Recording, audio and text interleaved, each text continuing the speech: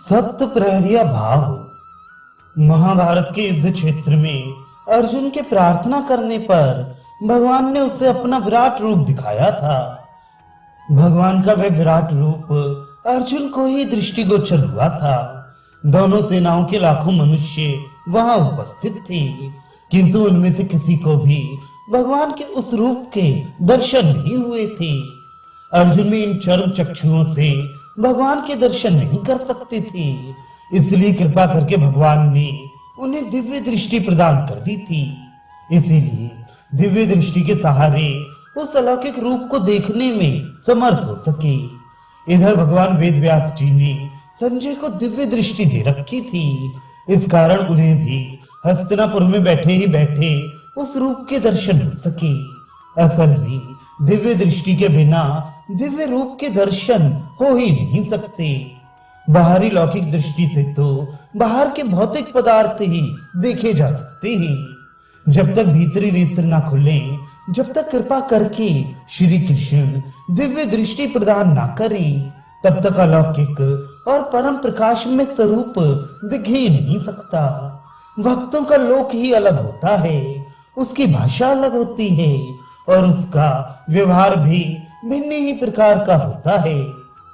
जिसे भगवान कृपा करके अपना लेते हैं, अपना कहकर जिसे वर्ण कर लेते हैं और जिसकी रति रूपी अंतर्दृष्टि को खोल देते हैं, उसे ही अपने ध्येय पदार्थ में इष्ट देव के दर्शन होते हैं। उसके सामने ही उसके भाव ज्यों त्यों प्रकट होते हैं। दृढ़ विश्वास के बिना कहीं भी अपने इष्ट देव के दर्शन नहीं हो सकते। जैसा कि पहले बता चुके हैं कि गौरांग के जीवन में विविध भाव दृष्टिगोचर होते थे। वैसे तो वे सदा एक अमानी भगवत भक्त के भाव में रहते थे, किंतु कभी कभी उनके शरीर में भागवत भाव भी प्रकट होता था। उस समय उनकी सभी चेष्टाएं तथा व्यवहार ऐश्वर्यमय होते थे। ऐसा भाव बहुत देर तक नहीं रहता था, कुछ काल के अनंतर उस भाव का शमन हो जाता था और फिर ये ज्यों के त्यों ही साधारण भगवत भक्त के भाव में आ जाते थे। अब तक ऐसे भाव थोड़ी ही देर को हुए थे, किंतु एक बार ये पूरे 7 प्रहर भगवत भाव में ही बने रहे। इस भाव को सप्त प्रहरिया भाव या महाप्रकाश कहकर वैष्णव भक्तों ने इसका विशद रूप से वर्णन किया है। नवद्वीप में प्रभु के शरीर में यही सबसे बड़ा भाव हुआ था।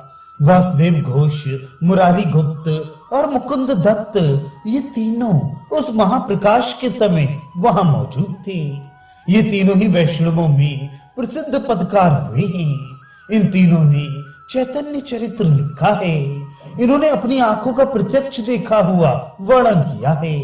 इतने पर भी विश्वास ना करने वाले विश्वास नहीं करते, क्योंकि वे इस विषय से एकदम अनभिज्ञ हैं। उनकी बुद्धि भौतिक पदार्थों के अतिरिक्त ऐसे विषयों में प्रवेश ही नहीं कर सकती, किंतु जिनका परमार्थ विषय में तनिक भी प्रवेश होगा, उन्हें इस विषय के श्रवण से बड़ा सुख मिलेगा।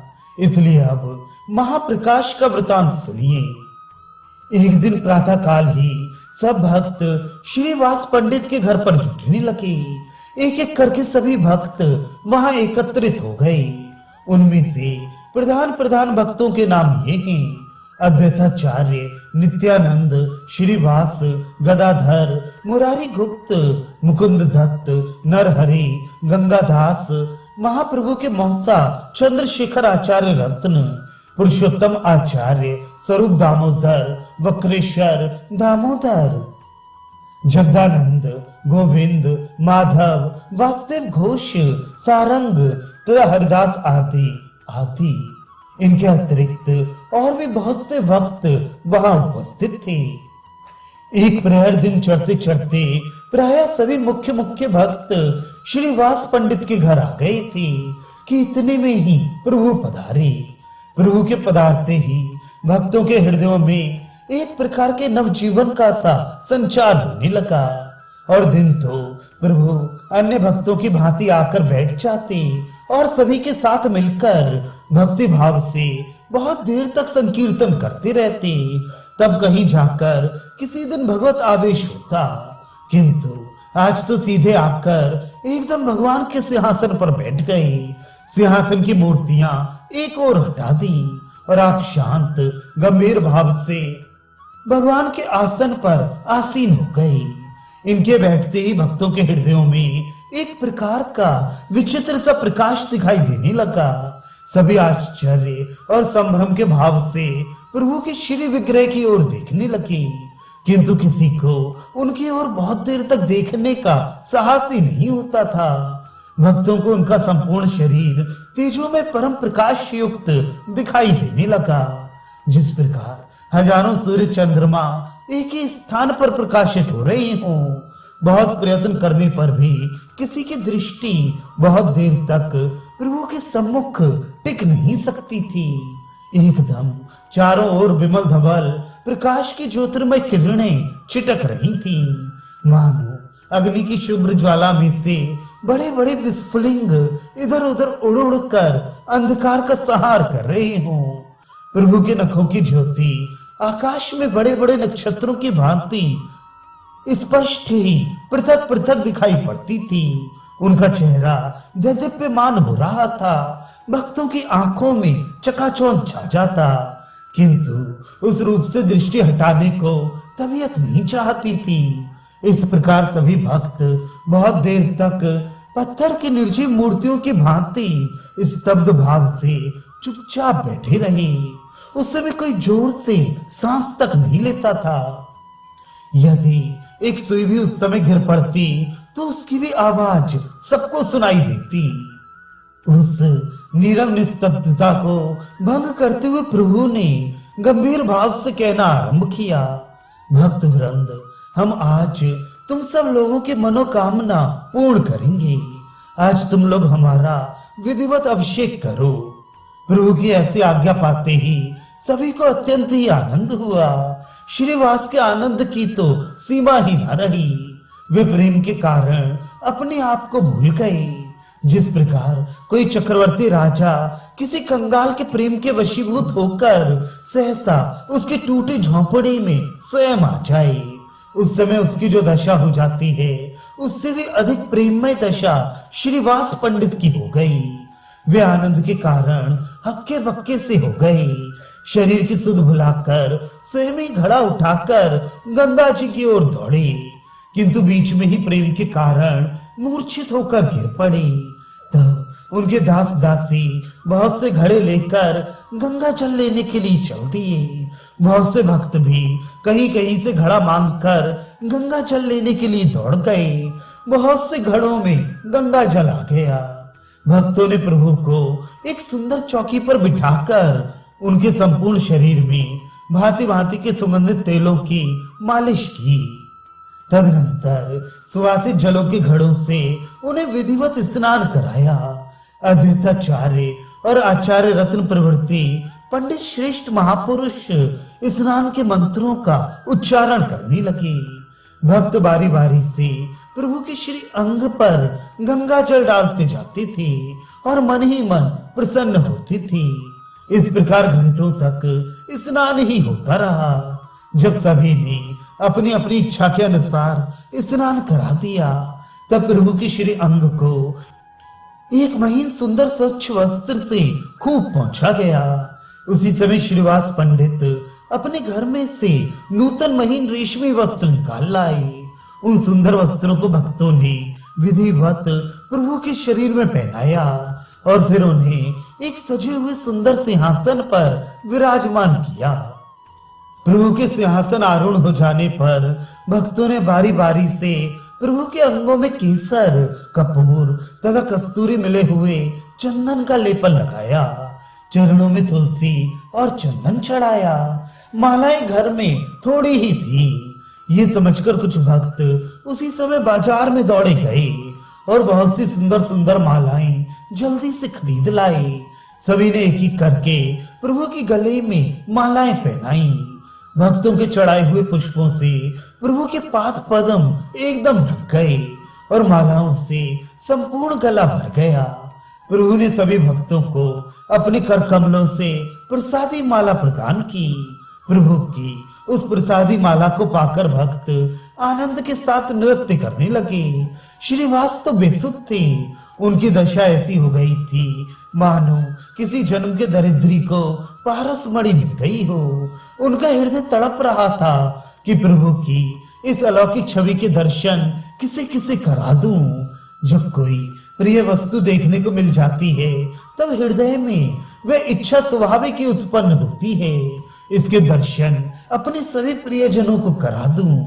ये सोचकर उन्होंने अद्वैताचार्य के कान में कहा, शची माता मुझे बहुत चिढ़ाया करती हैं। वे मुझसे बार बार कहती हैं कि तुम सभी ने मिलकर मेरे निमाई को बिगाड़ दिया।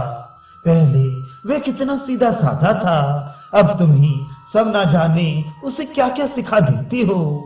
आज माता को लाकर दिखाऊं कि देख तेरे निमाई असल में ये है। ये तेरा पुत्र नहीं है किंतु संपूर्ण जगत का पिता है। यदि आपकी अनुमति हो तो मैं शची माता को बुला लाऊं। आचार्य ने श्रीवास की बात का समर्थन करते हुए कहा, हाँ हाँ अवश्य, शची माता को अवश्य दर्शन कराना चाहिए। इतना सुनते ही श्रीवास पंडित जल्दी से दौड़कर शची माता को बुला लाए। शची माता को देखते ही अद्वैताचार्य कहने लगे, माता ये सामने देखो, जिन्हें तुम अपना बताती थी वे अब तुम्हारे पुत्र नहीं रहे। अब तुम इनके दर्शन करो और अपने जीवन को सफल बनाओ। माता बहुचक्की से चुपचाप खड़ी ही रही। उसे कुछ सूझा ही नहीं कि मुझे क्या करना चाहिए। श्रीवास पंडित ने माता की ऐसी दशा देखकर दीन भाव से प्रार्थना की, प्रभु ये जगत माता शची देवी सामने खड़ी हैं। इन्हें आपकी माता होने का परम सौभाग्य प्राप्त हुआ है। इनके ऊपर कृपा होनी चाहिए। इन्हें आपके असली स्वरूप के दर्शन हो, यही हमारी प्रार्थना है। प्रभु ने हुंकार देते हुए कहा, शची माता के ऊपर कृपा नहीं हो सकती। यह सदा वैष्णवों को बुरा बताया करती है कि सभी वैष्णवों ने मिलकर मेरे निमाई को बर्बाद कर दिया। प्रभु की ऐसी बात सुनकर अद्वैताचार्य ने कहा, प्रभु माता का आपके प्रति वात्सल्य भाव है। वे जो कुछ भी कहती है वात्सल्य स्नेह के वशीभूत होकर ही कहती है। वैष्णवों के प्रति इसके हृदय में द्वेष के भाव नहीं है। इसकी उपासना वात्सल्य भाव की ही है। इसके ऊपर अवश्य कृपा होनी चाहिए। अद्वैताचार्य ये प्रार्थना कर ही रहे थे कि धीरे से श्रीवास पंडित ने माता के कान में कहा कि तुम प्रभु के पाद पद्मों में प्रणाम करो। माता पुत्र के लिए प्रणाम करने में कुछ हिचकने लगी। तब आचार्य ने जोर देते हुए कहा, माँ अब तुम निमाई के भाव को भुला दो। इन्हें भगवत बुद्धि से प्रणाम करो, देर करने का काम नहीं है। वृद्ध आचार्य के ऐसा आग्रह करने पर माता ने आगे बढ़कर प्रभु के पाद पद्मों में साष्टांग प्रणाम किया और गदगद कंठ से प्रार्थना करने लगी, भगवान मैं अज्ञ स्त्री तुम्हारे बारे में कुछ भी नहीं जानती कि तुम कौन हो। तुम जो भी हो मेरे ऊपर कृपा करो। माता को प्रणाम करते देखकर प्रभु ने उसके मस्तक पर अपने चरणों को रखते हुए कहा, जाओ सब वैष्णव अपराध क्षमा हुए, तुम्हारे ऊपर पूर्ण कृपा हुई। माता ये सुनकर आनंद में विभोर होकर रुदन करने लगी। अब तो सभी भक्त क्रमशः प्रभु की भांति भांति की पूजा करने लगे। कोई धूप चढ़ाता, कोई दीप सामने रखता, कोई फल फूल सामने रखता और कोई कोई नवीन नवीन सुंदर सुंदर वस्त्र लाकर प्रभु के शरीर पर धारण कराता। इस प्रकार सभी ने अपनी अपनी इच्छा अनुसार प्रभु की पूजा की। अब भोग की बारी आई।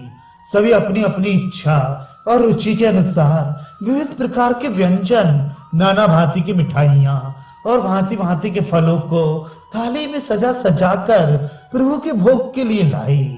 सभी प्रसन्नता पूर्वक प्रभु के हाथों में भांति भांति की वस्तुएं देने लगे। कोई तो मिठाई देकर कहता, प्रभु इसका भोग लगाइए। प्रभु उसे प्रेम पूर्वक खा जाते। कोई फल देकर ही प्रार्थना करता, इसे स्वीकार कीजिए। प्रभु चुपचाप फलों को ही भक्षण कर जाते। कोई लड्डू, पेड़ा तथा भांति भांति की मिठाई देते। कोई कटोरे में दूध लेकर ही प्रार्थना करता, प्रभु इसे आरोगी, प्रभु इसे भी पी जाते। उस समय जितने जो भी प्रेम पूर्वक वस्तु थी, प्रभु ने उसे ही भक्षण कर दिया। किसी की भी वस्तु को अस्वीकार नहीं किया। भला अस्वीकार कर भी कैसे सकते थे? उनकी तो प्रतिज्ञा है कि यदि कोई भक्ति से मुझे फल फूल या पत्ते भी देता है तो उन फूल पत्तों को भी मैं खुश होकर खा जाता हूँ।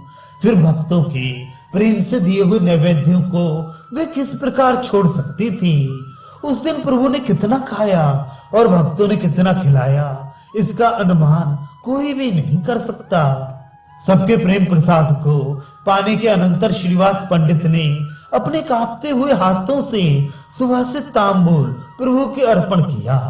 प्रभु प्रेम पूर्वक तांबूल श्रवण करने लगे। सभी बारी बारी से तांबूल भेंट करने लगे। प्रभु उन्हें स्पर्श करके भक्तों को प्रसाद के रूप में देते जाते थे। प्रभु दत्त पान को पाकर सभी भक्त अपने भाग्य की सराहना करने लगे।